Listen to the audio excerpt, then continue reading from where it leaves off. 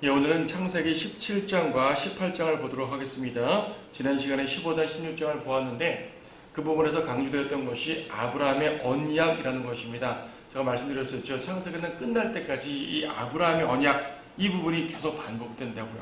반복되면서 조금 더 강조되기도 하고요. 조금씩 구체화되기도 합니다. 12장에서 시작된 아브라함의 언약이 아브라함의 전생에 또한 강조되고 그의 아들 이삭과 야곱에게도 역시 반복이 돼요.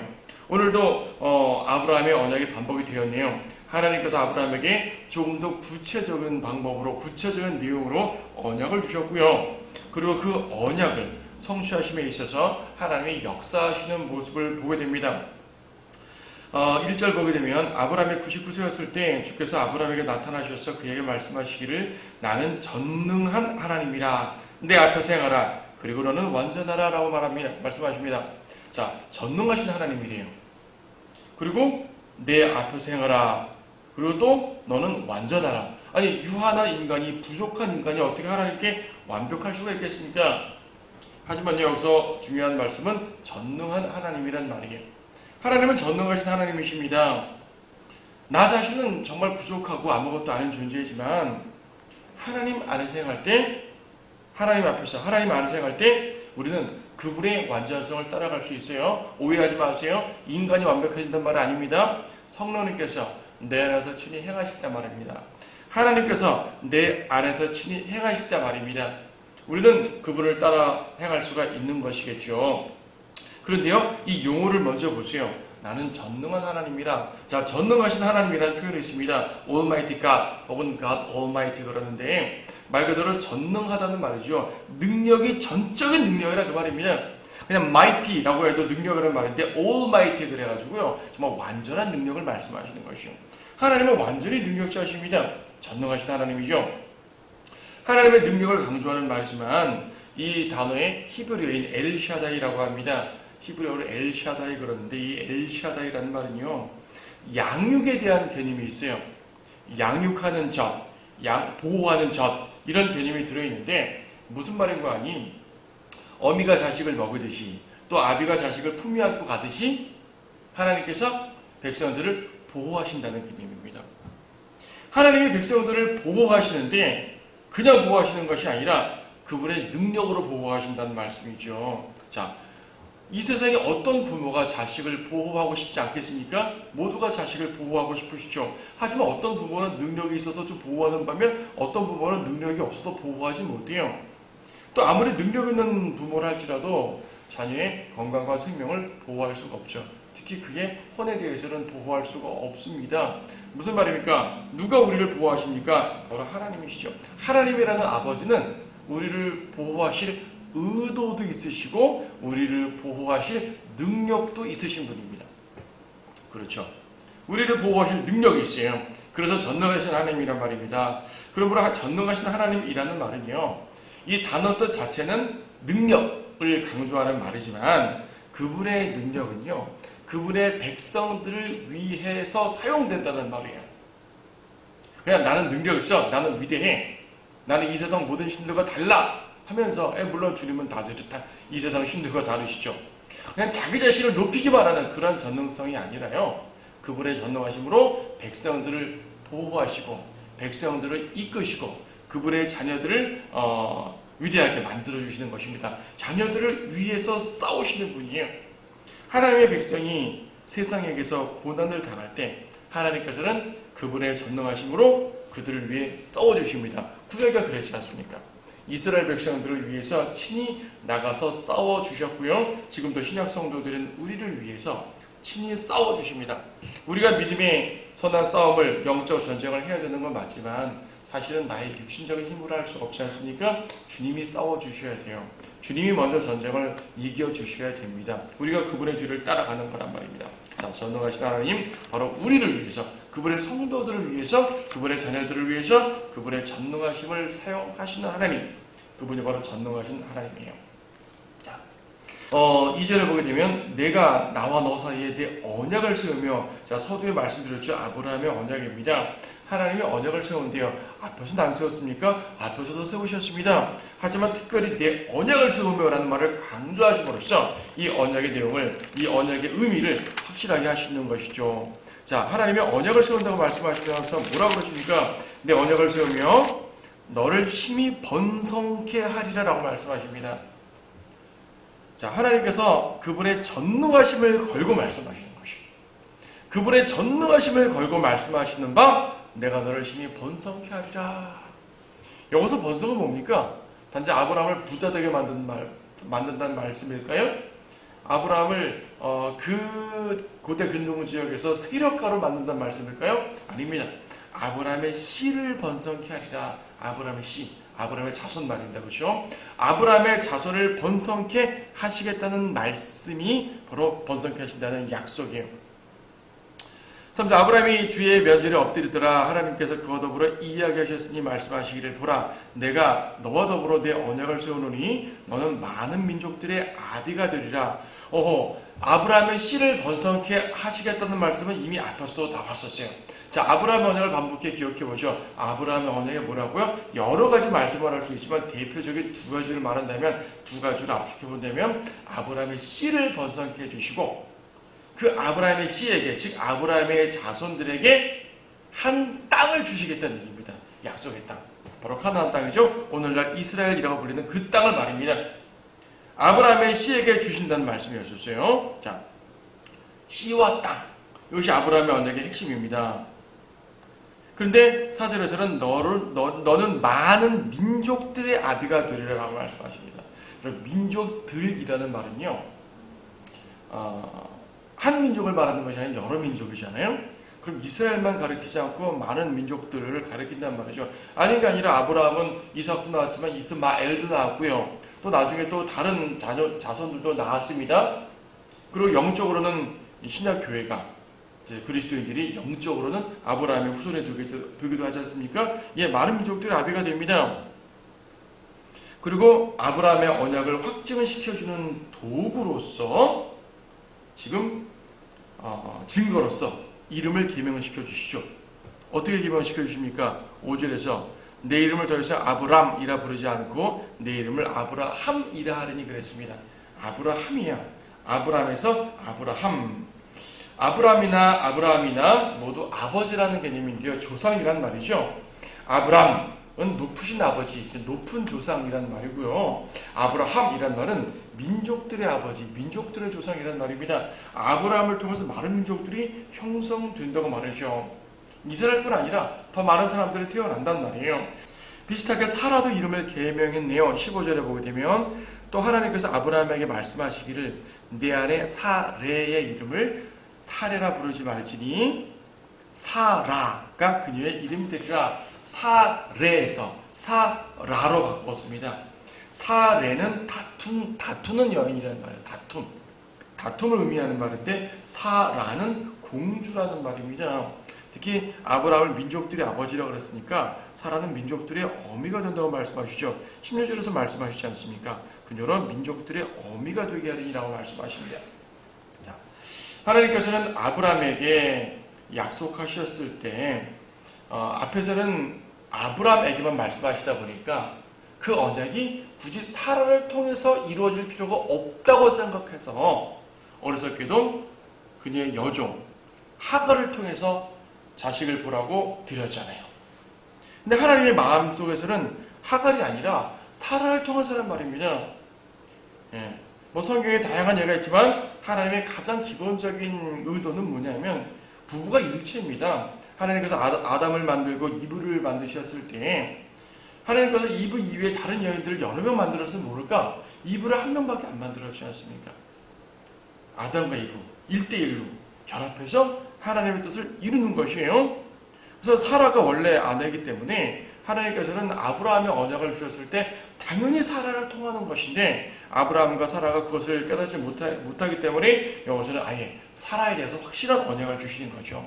다른 여인이 아니라 사라를 통해서야 라고 말씀하시는 것입니다. 그러다 어떤 표적을 줬습니까? 할례의 표적이죠. 할례의 표적. 10절 이것이 나와 너희와 네 뒤에 올 네 씨 사이에 맺은 너희가 지켜야 할 나의 언약이니 너희 가운데 태어난 모든 산의 아이는 다 할례를 받을지니라. 자, 할례를요 아브라함의 씨에 대한 언약의 표적으로 주셨어요. 왜 하필이면 할례일까? 다른 표식도 많은데 이것은 아브라함의 씨를 강조하기 때문입니다. 아브라함의 씨가 세상의 다른 씨와 구별되어야 되기 때문이에요. 구별. 그래서 씨를 강조하기 위해서 이 할례라는 특별한 이 표적을 주시고 이것을 지키라 하셨습니다. 신약에서는 영적인 백성이지만 구약에서는 실제적인 물리적인 백성이라는 말입니다. 육신에 속한 백성이라는 말입니다. 그래서 특별하게 할례라는 이 표적을 주셨다는 얘기죠. 그렇게 말하면 할례는 누가 받아야 되는 것이에요? 유대인들이 받아야 되는 거죠. 이 아닌가 아니라 유대인들이 할례를 받습니다. 지금도요. 그런데 보게 되면 이스마엘도 할례를 받았습니다. 26절 보니까 이스마엘도 아브라함과 그의 아들 이스마엘이 할례를 받았다고 말하는 것이죠. 이스마엘은 하나님의 언약의 백성이 아니지 않습니까? 예, 아닙니다. 하지만 아브라함의 자녀라는 그 기본 그 틀 속에서 당시에 할례를 받았어요. 그뿐 아니라요. 12절 보니까 되도록 모든 산의 아이는 집에서 태어났거나 내 씨가 아니고 타국인에게서 돈으로 샀어도 난지 8일이 되면 너희 가운데서 할례를 받아야 되느니라 라고 말씀하시죠. 이방인이라도요 할례를 받고 언약의 백성으로 개종할 수 있잖아요.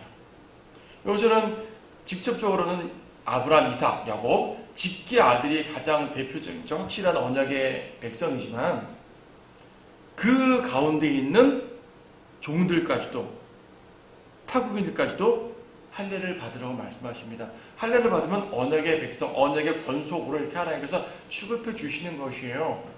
취급해 주셔요. 출애굽기 13장 보게 되면 이스라엘 백성들이 출애굽을 했을 때 출애굽한 다음에 뭐합니까?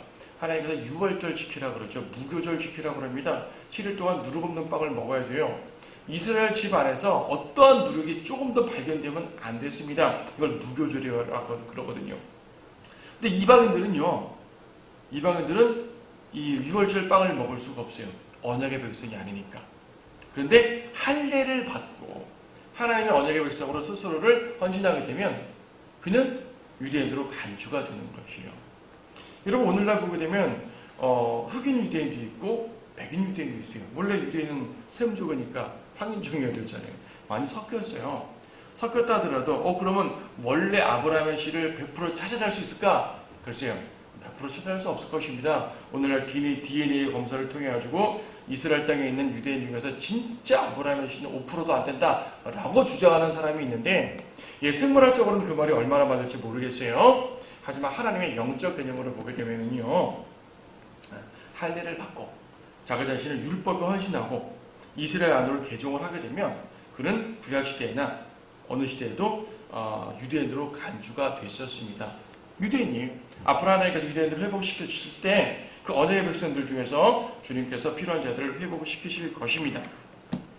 자, 그래서요 이 언약이 기본적으로는 유대인과 연관된 언약임을 알 수 있고요. 구약적인 하나님의 백성의 언약으로 볼 수 있습니다. 자, 우리는 앞에서는 계속적으로 아브라함의 씨라는 아브라함의 자손이라는 그냥 단순한 사실만 보았는데 여기서는 할례라는 개념을 집어넣으심으로써 조금 더 구체화시키는 것을 볼 수 있죠. 구체화시키는 것. 그래서 유대인들은 아브라함의 자손이라고 스스로를 명명하는 모든 유대인들은 할례를 받아야 돼요. 남자애들은 물론 지금 이슬람 사람들도 그 이스마엘의 후손이라고 하기 때문에 할례를 받지만 그들은 이제 하나님의 직접적인 언약의 백성은 아닙니다. 왜냐하면 본문 중에서 하나님의 언약의 백성이 아니라고 언급을 하고 있기 때문이죠. 특히 할례를 강조할 때 14절에서는 할례를 받지 아니한 사나이 곧 그의 포피에서를 베어내지 아니한 자는 그의 백성 중에서 끊어지리니 그가 내 언약을 위반하였습니다. 자, 그래서 할례를 받지 않으면 하나님의 백성이 아니에요. 유대인 아브라함의 순수한 씨를 할지라도 안 된다는 얘기입니다. 그래서 이 언약의 표가 중요하다. 그 의미가 뭐라고요? 하나님께서는 그분의 백성을 씨부터 구별하신다는 얘기입니다. 세상은 다른 이방인과 구분한다는 말씀입니다. 자, 이 개념이 강조되었어요. 그런데 여기 보세요. 7절과 8절 보게 되면 내가 나와 너와 내 뒤에 올 내 씨 사이에 대대로 내 언약을 세우리니, 저 언약 내용 자체는 앞에서 말씀드렸습니다. 근데 중요한 표현이 있어요. 영원한 언약을 삼고 너와 내 씨의 하나님이 되리라 라고 말씀하였습니다. 8절도 내가 너와 내 뒤에 올 내 씨에게 내가 타국인으로 있는 땅, 즉 하나안의 모든 땅을 주어 영원한 소유가 되게 하며, 자, 땅에 대한 언약 앞에서 나온 말입니다. 반복시켰어요. 근데 중요한 말씀이 뭐예요? 영원한 소유. 7절도 영원한 언약, 8절도 영원한 소유. 이스라엘 땅은요, 이스라엘 사람들의 땅이에요. 지금 이방인들이 자기 땅이라고 차지하고 있지만 이 약속에 따르면 이스라엘 땅이어야 합니다. 이스라엘 백성들이 바벨론 포로로 잡혀갔다가 페르시아 시대에 돌아왔고, 또 예수님을 거절한 이후에 신약 시대에 또 쫓겨나서 1900년 정도, 그렇죠? 2차 대전 이후에 독립할 때까지 자기 땅이 없이 살았습니다. 그 사이에 이방인들이 들어와 살았었죠. 지금도 많은 이방인들이 자기 땅이라 주장하지만 이것은 이 말씀에 따르면요, 하나님의 백성, 즉 이스라엘의 땅입니다. 언제까지? 영원토록. 무천년주의자들은 하나님께서는 이스라엘과 구약은 언약을 맺었지만 언약을 파기하셨기 때문에, 유대인들이 죄를 짐으로써 언약을 파기했기 때문에 유대인들은 회복되지 못하고 유대인에게 준 모든 언약은 교회에게 계승된다. 교회에게 계승됨으로 말미암아 이 땅에 대한 언약도 유대인에게 주어지지 않는다라고 말하는데요. 아니요. 교회는 하늘의 백성이기 때문에 하늘의 예루살렘 들어가지만 유대인들은 땅, 가나안 땅, 이스라엘 땅, 예루살렘을 받게 될 것입니다. 영원토록 이스라엘 땅은 이스라엘의 것임을 알 수가 있죠. 하나님이 영원이라고 말하면 영원이 뭐예요? 자, 영원한 소유란 말도 지금 또 어떤 표현이 있냐면 7절 끝에서 너와 네 씨의 하나님이 되리라 라고 말씀하시고, 8절 끝에도 나는 그들의 하나님이 되리라 라고 말씀하셨습니다. 이게 무슨 말이에요? 나는 너의 하나님이야, 너는 나의 백성이야. 이거 무슨 말이죠? 관계성이 형성됩니다. 이 앞에서는 단순하게 아브라함에게 씨를 번성케 해주시겠다, 그리고 그 씨에게 땅을 주겠다 라는 말씀을 몇 번 반복하셨어요. 아브라함을 칼데아 우르에서 부르셨을 때도 주님이 약속하신 그 땅, 이 땅으로 이끄셨고요. 아브라함이 그 땅에 들어가자 이 땅이 내가 약속한 땅이야 라고 선언해 주셨고요. 그렇죠. 롯과 갈라진 이후에도 아브라함에게 자, 동서남북 다 바라봐, 다 네 땅 될 거라고 말씀해 주셨습니다. 자, 땅에 대한 언약은 몇 번 말씀하셨는데 관계성에 대한 부분이 지금 새롭게 시작이 되고 강조가 되는 것이에요. 나는 너의 하나님이야, 넌 내 백성이야. 그렇죠. 우리는 하나님께 복을 받습니다. 어떤 복 받습니까? 단순하게 예수님 믿었으니까 천국 갈 거야, 하늘나라 갈 거야. 물론 맞는 말씀이죠. 예수님 믿으면 하늘나라 갑니다. 단순하게 그렇게 말씀하지 아니하시고 너는 내 자녀야, 너는 내 아들이야, 나는 너의 아버지야 라고 말씀하시잖아요. 이걸 보고 관계성이라 말합니다. 하나님과 백성은 관계성이 형성되어야 됩니다. 자, 전능하신 하나님이 뭐라 그랬어요? 단순한 능력 있는 신이 아니라 그분의 백성들을 위해서 그분의 전능하심을 사용하는 분이라 말했습니다. 근데 그분의 백성이 없으면 어떻게 되겠어요? 누구를 위해 전능하심을 사용하시겠어요? 하나님의 백성을 위해서 그분의 전능하심을 사용하십니다. 그래서 하나님께서는요, 아브라함과 언약을 맺을 때 관계성을 맺으신 것이에요. 당신은 우리 하나님, 우리는 당신의 백성. 그렇죠? 하나님은 나는 너의 하나님이고 너희는 내 백성이다. 이 관계성. 부모가 자녀를 낳게 되면 부모와 자식이라는 관계성이 형성되잖아요. 그냥 집에 같이 살기 때문에 식구가 아니잖아요. 그냥 같이 사는 사람이 아니죠. 관계가 형성된 것입니다.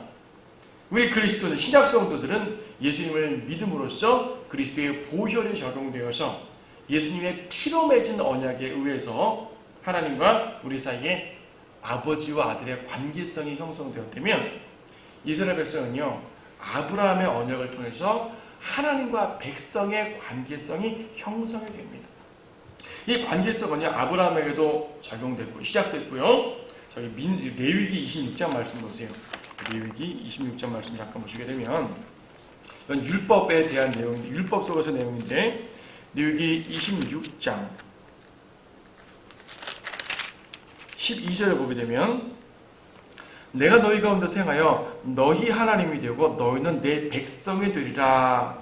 나는 너희 하나님, 너희는 내 백성. 이 말씀 구약에 상당히 많이 나옵니다. 상당히 많이 반복되는 내용이에요.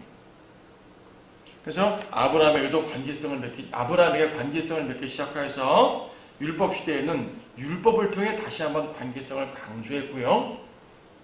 또 신약 시대에는 예수 그리스도의 보혈로 말미암아 또 새로운 관계성을 형성시켰고요. 그렇죠. 이스라엘 또 주님 재림할 때 새롭게 관계성의 언약을 맺어가지고 그분의 백성으로 영원토록 삼아주신다는 말씀을 또 한번 하실 것이에요. 그 모든 것들이 예언되어 있죠. 자, 관계성을 꼭 기억하셔요. 주님은 이스라엘의 하나님이 되리라 라는 말씀이 지금 정확하게 제시가 된 것이요. 그래서 이스라엘이 그분의 백성이라는 얘기죠. 자, 17절 보게 되면요.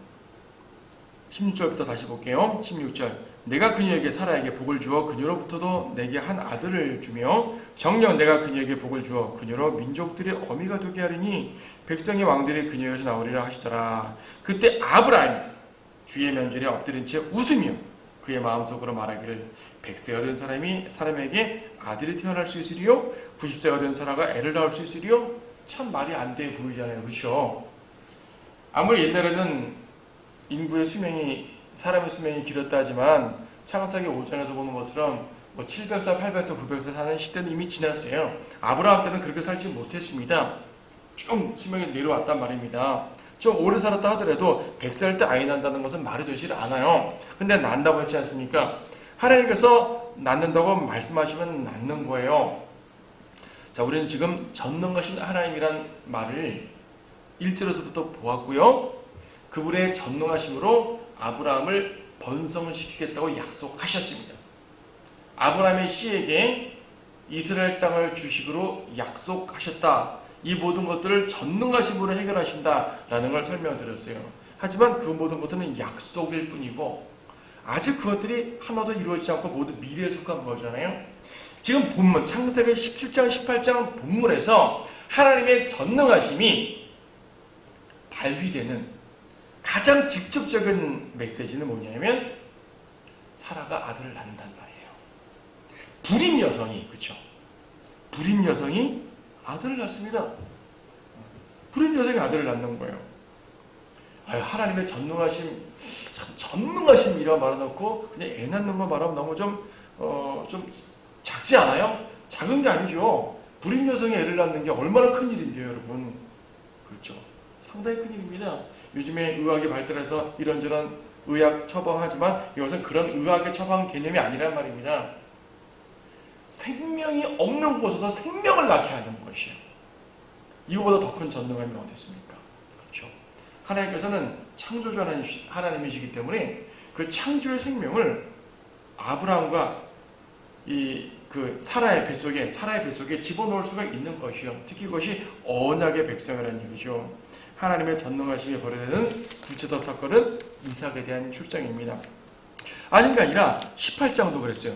18장도 이제 하나님께서 아브라함을 찾아오셔서 사라가 아들을 낳을 것이라 라고 말씀하시는 것인데요. 여기서도 그랬죠.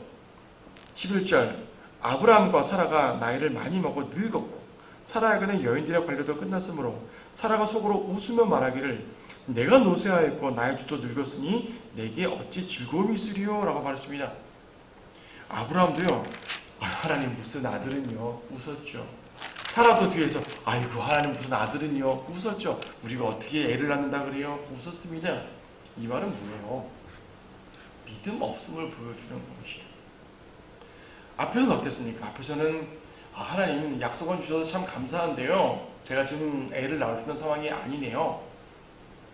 우리 집에서 자란 엘리에셀이라는 청지기를 내세우겠습니다. 아니 그 사람 아니야? 말씀하십시오. 이스마엘을 임신했습니다. 하나님 이스마엘이나 잘 자라게 해주십시오. 아니 이스마엘 말고 내가 사라를 통해서 준다니까. 그러니까 아브라함과 사라가 모두 아이고 우리 나이가 몇인데 웃는 것이에요.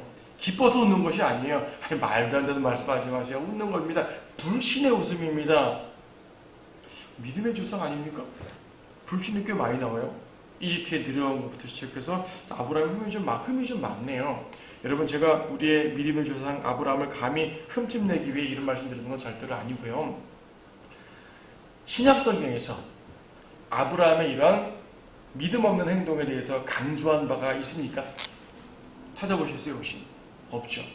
신약 성경에서 아브라함을 언급할 때마다 항상 그는 믿음의 사람으로 언급됩니다.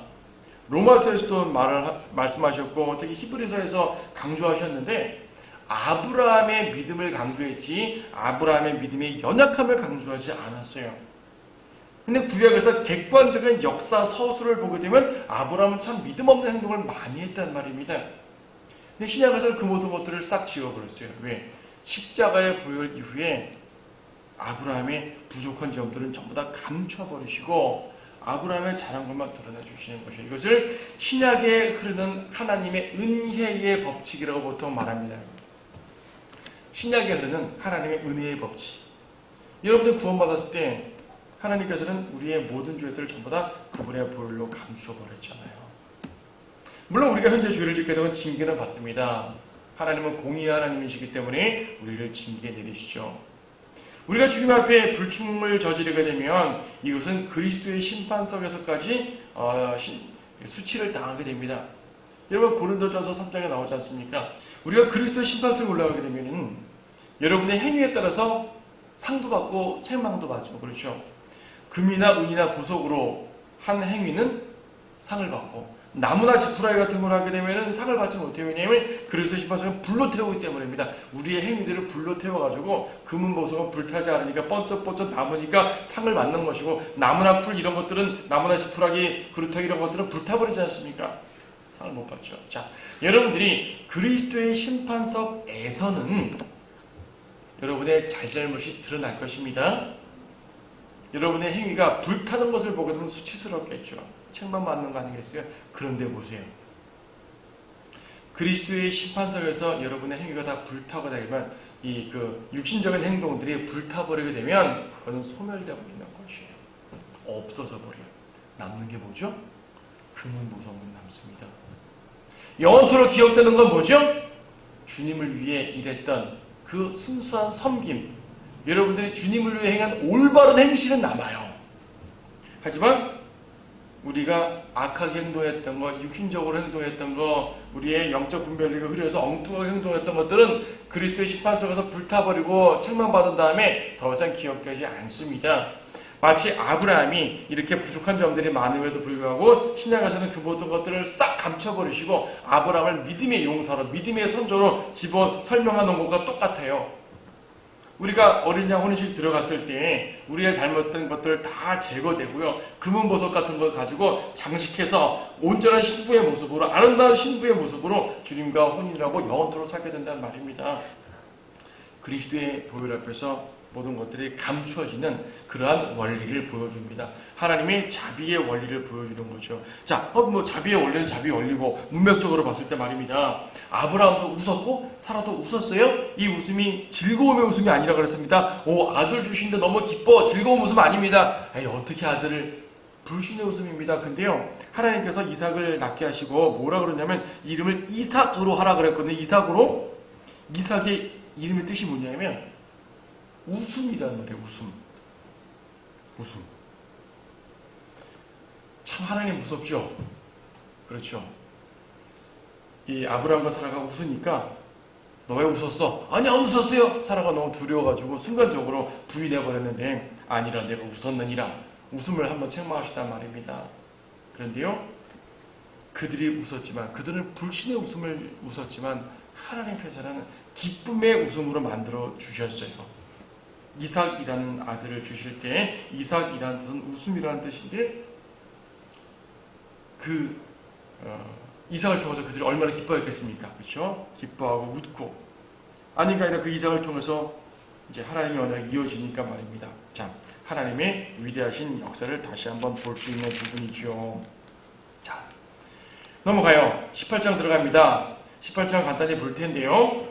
18장에서 주께서 마므레 평지에서 그에게 나타나셨더라. 그가 그날 더울 때 장막문에 앉았다가 눈을 들어 보았더니 보라 세 사람이 자기 곁에 서 있더라. 그가 그들을 보자 장막문에서 뛰어나가 그들을 맞으며 몸을 따라 굽혀 절하고 말하길 내 주여 내가 이제 주가 보시기에 은총을 입었사하며 간구하오니 주의 종에게서 지나쳐가지 마소서 하면서 나그네들을 대접합니다.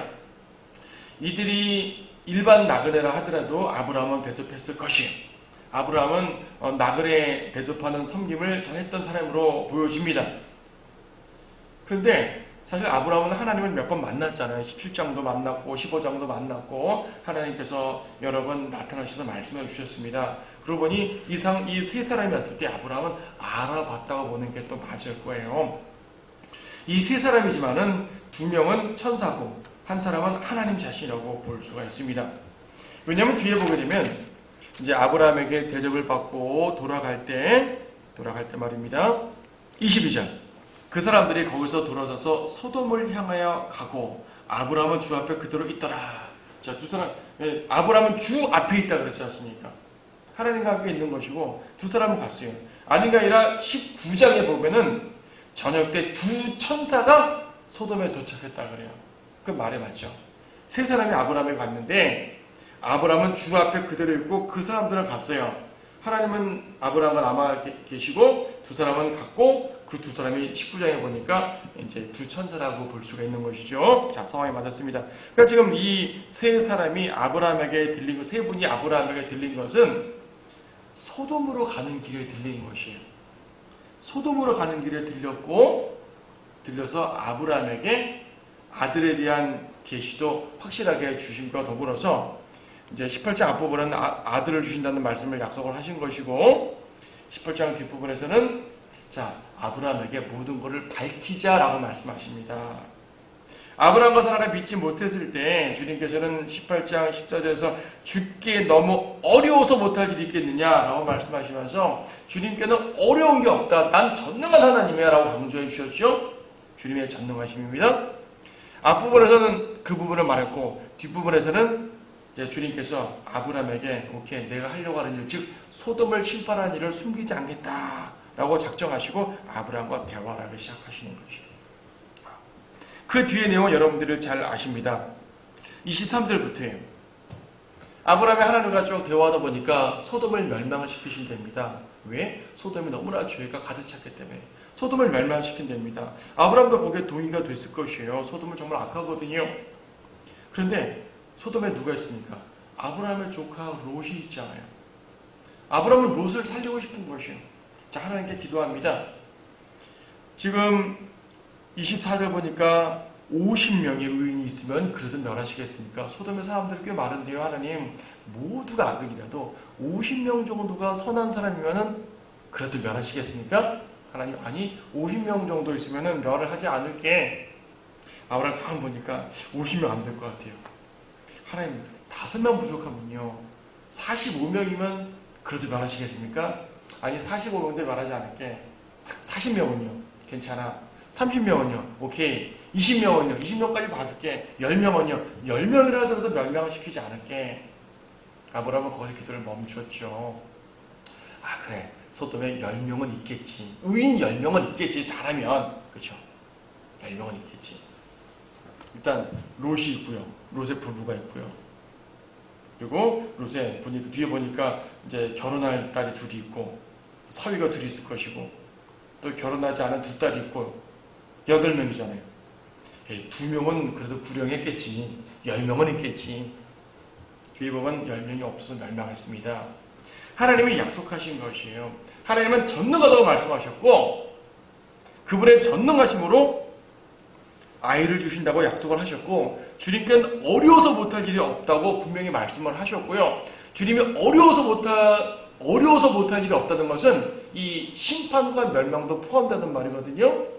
심판과 멸망도 포함되지만 아브라함의 기도를 들어주시는 그분의 보호하심마저도 그분에게는 어려워서 못할 일이 아닙니다. 그분의 전능하심으로 다 할 수 있어요.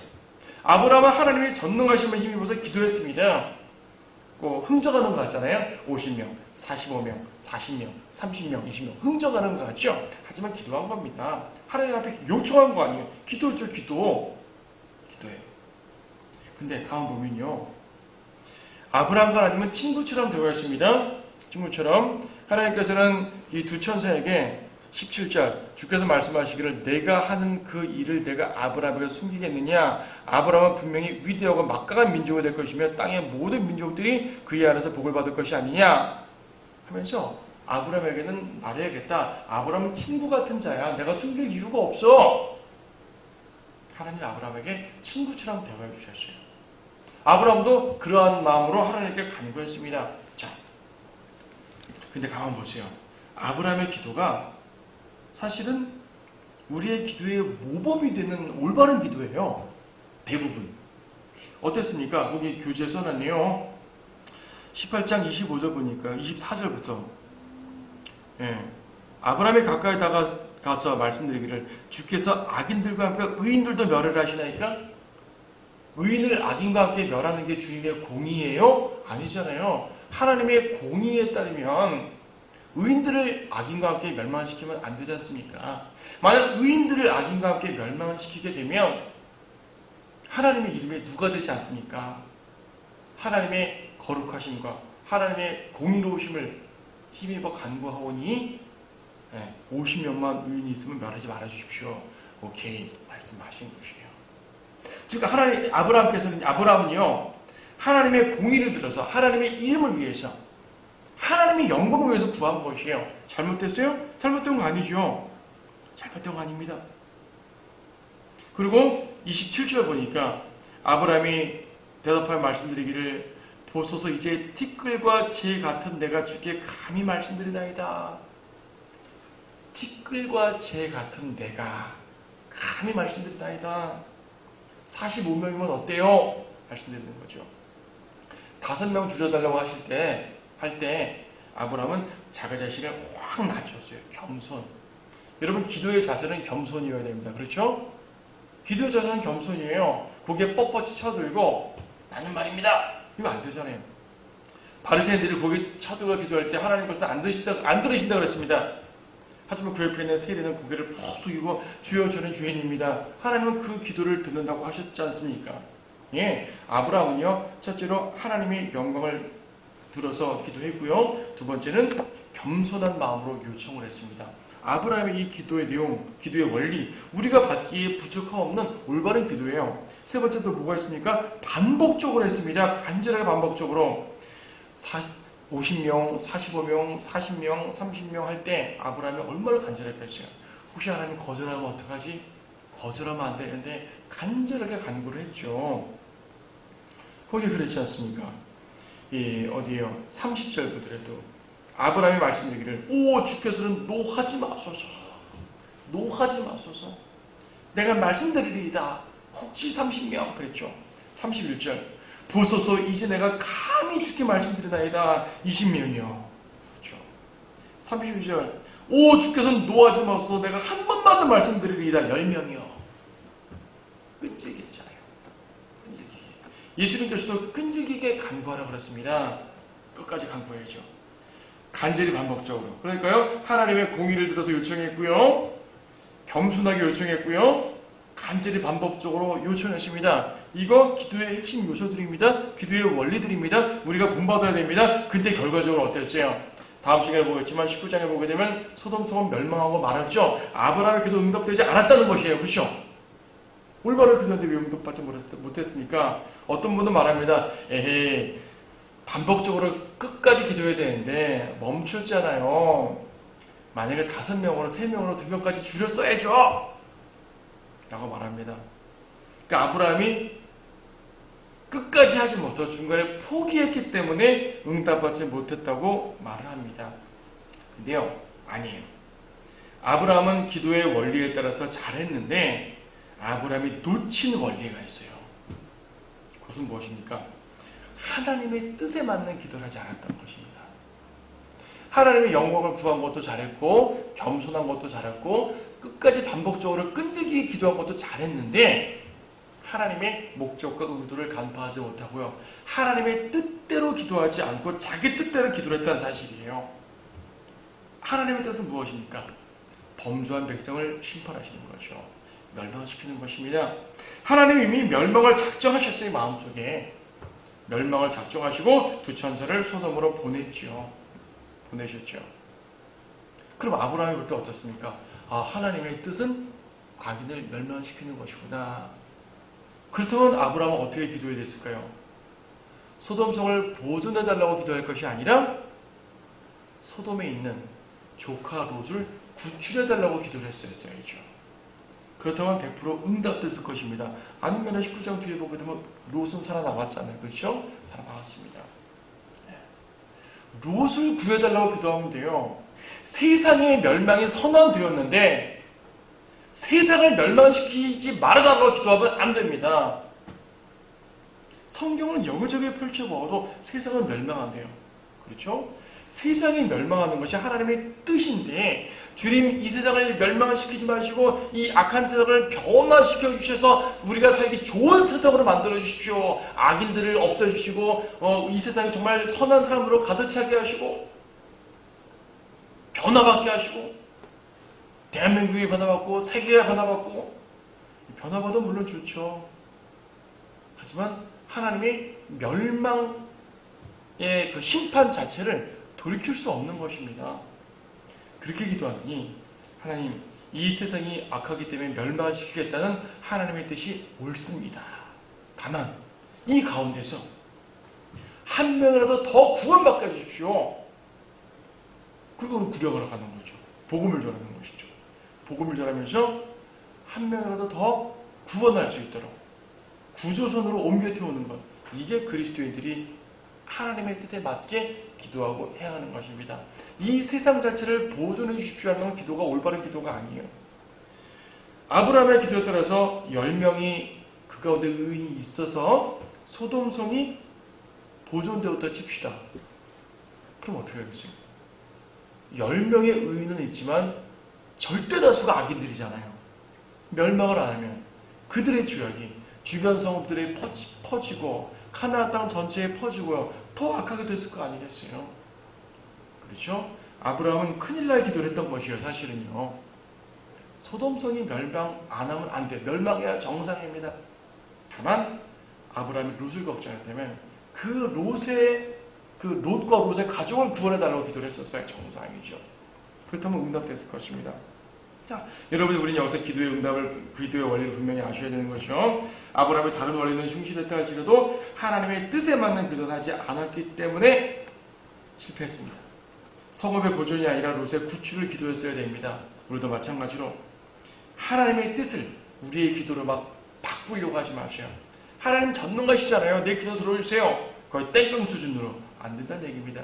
하나님만 전능하시지만은요, 그분의 뜻에 맞는 일을 하심에 그분의 전능하심을 사용하시는 것이에요. 성도들을 위해 전능하심을 사용하시지만 그분의 뜻에 맞게 사용하시는 분이지, 우리가 함부로 육신적인 기도, 하나님의 뜻에 맞지 않는 기도를 억지로 드린다고 되는 것이 아닙니다. 그래서 기도로 하나님의 마음을 막 바꾸는 것이 아니라 오히려 우리의 마음이, 우리의 육신적인 마음이 기도를 통해 주님의 뜻과 일치해 나가야 되는 것이죠. 여러분, 그렇죠? 우리 오늘 전능하신 하나님이라는 그 위대한 이름과 더불어서 이스라엘 백성의 그 언약의 표, 이런 부분들, 특히 이삭의 출산까지 설명을 드렸고요. 영적으로는 우리가 주님께 어떻게 기도해야 되는지 기도의 원리까지 설명드렸습니다. 아무쪼록 하나님의 뜻에 맞는 기도, 하나님의 뜻에 맞는 언행, 하나님의 뜻에 맞는 우리 사역, 그 모든 것들이 우리 교회를 통해서 온전히 이루어지기를 바랍니다.